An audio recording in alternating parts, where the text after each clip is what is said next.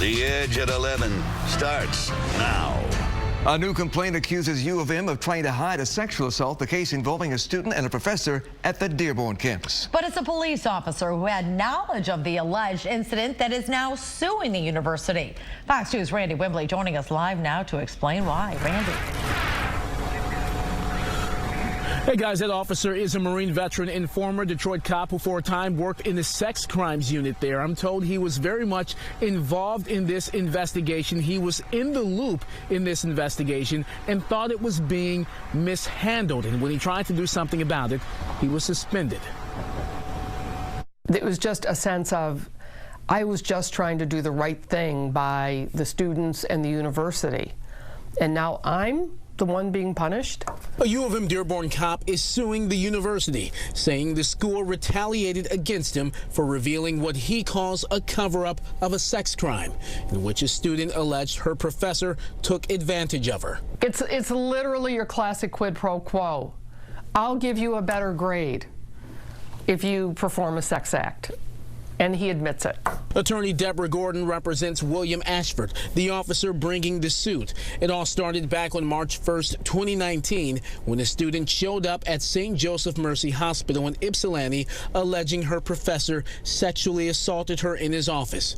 U of M Dearborn and university police began investigating immediately after, but Ashford raised concerns about how they went about it.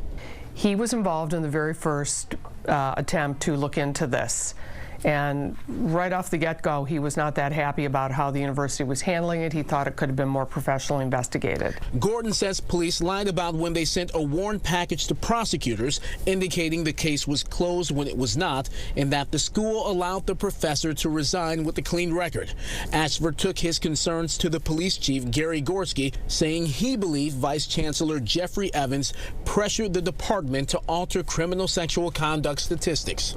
I do know this, that we have another case against the University of Michigan where they did not take any action with regard to a faculty member, and we have other information about faculty members who have not been properly investigated. Ashford sent an anonymous letter to the school's Board of Regents about the investigation and even contacted the Detroit News. He was later suspended 10 days without pay. Gordon says it was retaliation. Once he got the discipline, he was told, and listen, higher-ups recommended you be terminated. And if it happens again, there'll be worse consequences for you. A spokesperson for U of M Dearborn says the university and police launched an investigation into the student's allegations the day she went to the hospital on March 1st, and the professor never returned to the classroom or campus. He was suspended March 4th and resigned March 8th before either investigation was complete. Now, that officer is still on the job here at U of M Dearborn. The university says it cannot respond directly to the lawsuit because its legal team has yet to review it. But that spokesperson says the investigations into those allegations of the professor and that student, those investigations, he says, were above board. Hugo, Taryn? Well, Randy, is there any indication at this point that this professor may have done something like this before?